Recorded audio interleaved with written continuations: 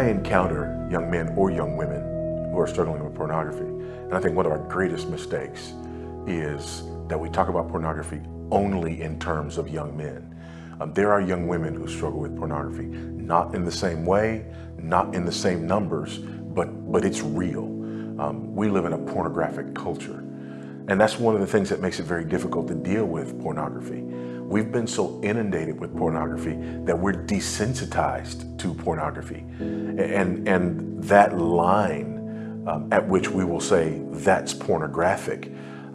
has been drawn so far out into the realm of the inappropriate that we have people who dress pornographically and they're not bothered by it, and we're not bothered by it anymore.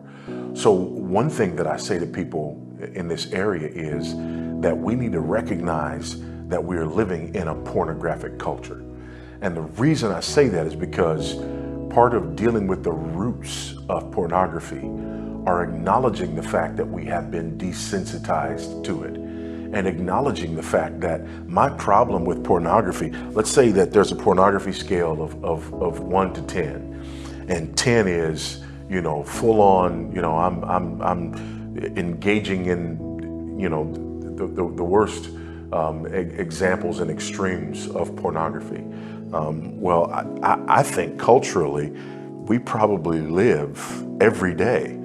around a 3 or 4, just in commercials and just in, and just in the things that we become desensitized to. And so if I'm living at a 3 or 4 and a 5 or a 6 really doesn't bother me anymore, then when I get to a 9,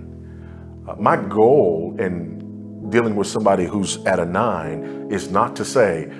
come back to a 5 or 6. My goal with them is to say, I want you to recognize not just that this is an issue, but that even those things that are down here in the areas that we're not even bothered by are issues.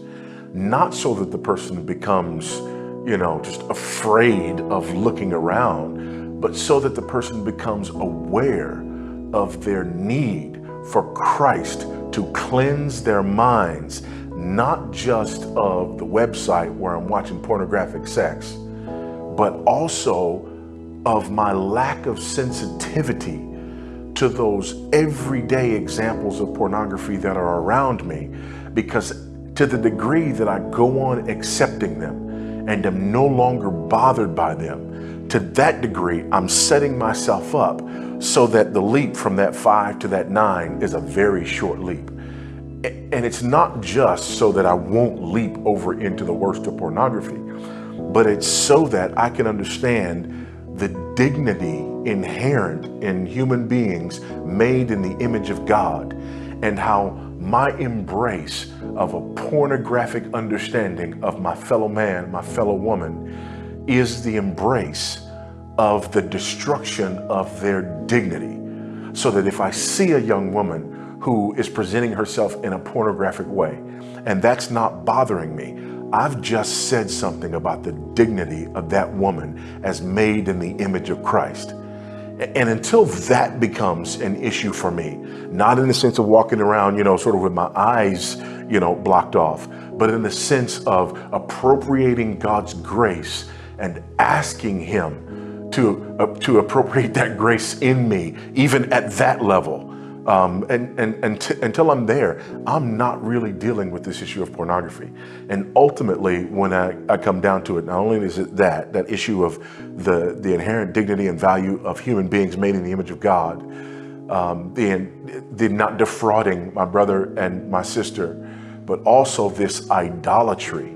of believing that it's okay to use another human being in order to gratify myself in any way, sexual or otherwise. So what I want to do, I know that's a long way around, but what I want to do when dealing with this issue of pornography is I want to uproot and uncover all of that, so that we can not just have this sort of legalistic response to, I'm not going to do that, and I'm going to put things in place so that I don't do that anymore, but so that we have a response that goes all the way back to the cleansing of our minds to be able to appreciate one another as being made in the image of God, and not just accepting this ordinary pornographic predisposition that has become so normal.